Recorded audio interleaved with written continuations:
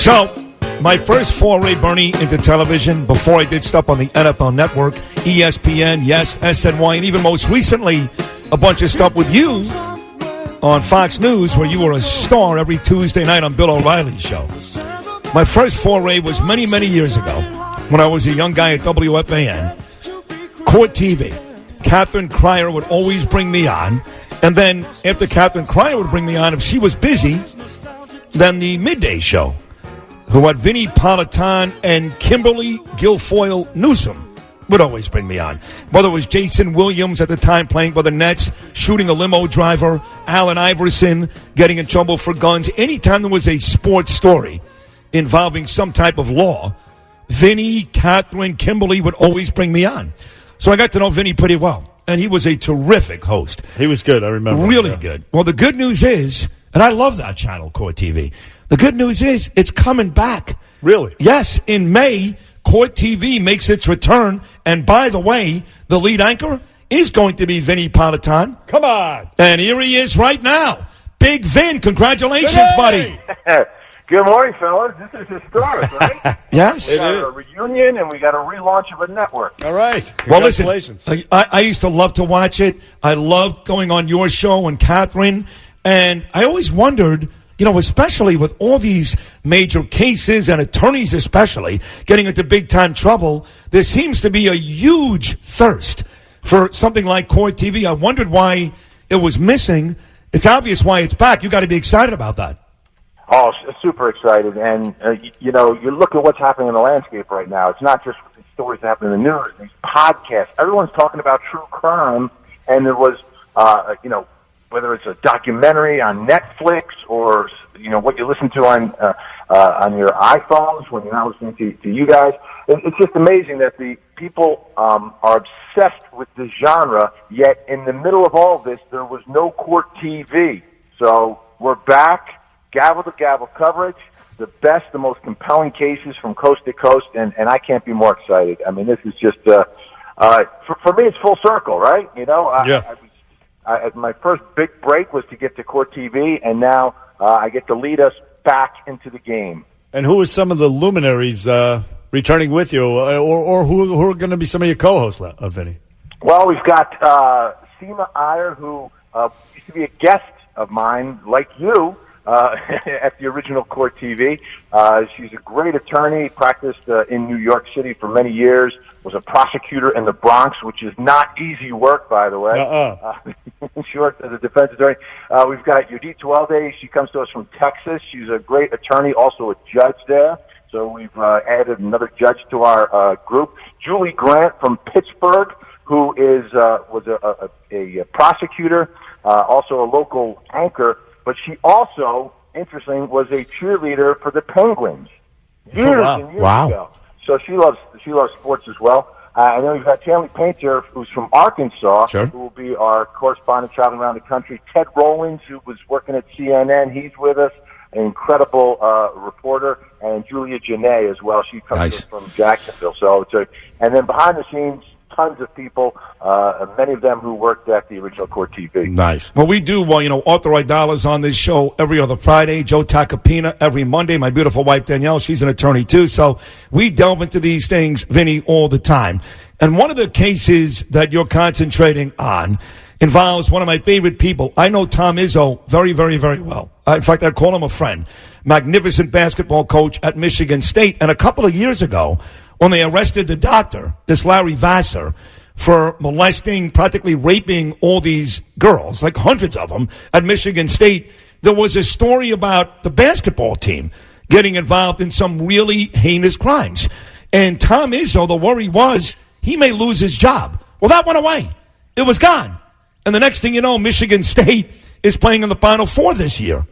But you've got a story that dates back 4 years ago that involves his basketball team that may very well put Tom Izzo and that group back in the news.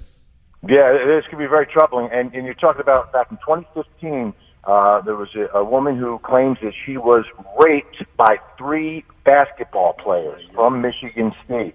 Now, there's no criminal charges pending right now. It's a federal lawsuit. And what she's alleging happened is that She was attacked, and then she went to the Michigan State University counselors.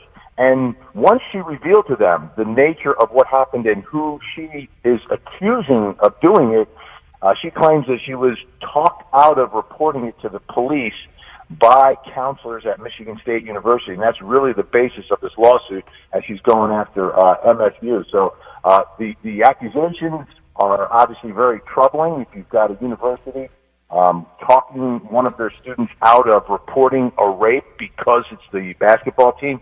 But Michigan State has come back and said that didn't happen and are denying these accusations. But it's troubling one way or the other. And listen, according to the New York Times, the Michigan State, they mishandled a rape allegation against two of their football players in 2009, did the same thing against three other basketball players in 2010, and they're the college of Larry Nassar, the disgusting, revolting gymnast doctor at the college. Yeah, you put it all together, and it's a really, really bad pattern. And I think this woman who's actually come forward and identified herself is going to follow through with this lawsuit. And sometimes it takes a civil lawsuit to uncover something. You look back at the Bill Cosby conviction, the criminal conviction. That wouldn't have happened without a civil lawsuit. That was really the basis for what uncovered some of the information in that one that allowed prosecutors to go after Cosby. So as this starts as a federal lawsuit, a civil lawsuit, if things develop, you could potentially see criminal charges coming out of all of this. Vinnie Politan, the lead anchor of Court TV, which comes back, thank God, coming back in May. Vin, a story that's gotten a ton of legs is, of course, this college scandal story. So the famous actress Lori Loughlin comes out, and she says, look, we feel manipulated, I should say. We thought we were breaking the rules. We had no idea we were breaking the law. That's going to be her defense. If you were her defense attorney, can you sell that? Well, there's a couple things going on here. And you look at all of these charges against all these parents, and a lot of them were a little bit different. The one thing I will say about this criminal investigation is that it's a little unusual because they nabbed the kingpin early on, and they used the kingpin to flip and get the people underneath. Let me give you an analogy. If this was a drug case, this would have been like arresting the drug kingpin and then having him record conversations with his street dealers and with the drug users to indict all of them. Usually you get the kingpin, you're done with your investigation. This one was a little different. They got that guy Singer, who was coordinating the whole thing, and then used him to get the people who were getting paid off and to get the parents who were giving these alleged bribes to his so-called charity. So from my perspective, the way feds investigated this was a little bit upside down. That being said, federal prosecutors don't indict cases unless they've got all their ducks in a row. And that's the problem you have when you've been federally indicted, and which is why most people end up with some sort of deal, because they like to have the recordings. They have witnesses who have flipped. They've dotted their I's, they've crossed their T's. The one thing about this case, the one chance that she may have, is the legal theory being used by prosecutors against the parents here, is that it's fraud of services, and in this case they're alleging money laundering. It's not the common usage of these statutes. So maybe you have a legal argument there. Pre-trial, you can get some judge to maybe throw the charges out. And then if you take it to trial, maybe a jury will look at it and say, wait a minute, money laundering? Isn't that when you take like dirty money and you clean it up and someone's selling drugs or something like that? I mean, to me, that's the only opportunity that they have.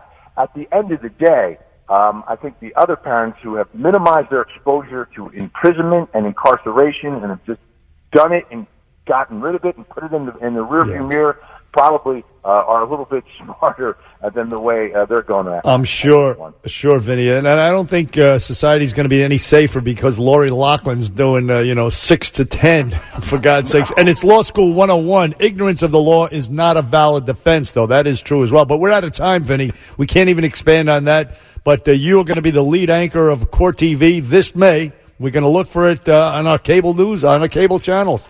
So you can see it. You'll see it everywhere. May 8th, baby. Thanks so much for having me on, guys. I really appreciate it. You got it, Vin. Thank you, Vinnie Politan. We'll take a short break. Still to come, Jim Brewer, Chaz Palminteri, And we got a story for you about Bernie Sanders as well. Stick around.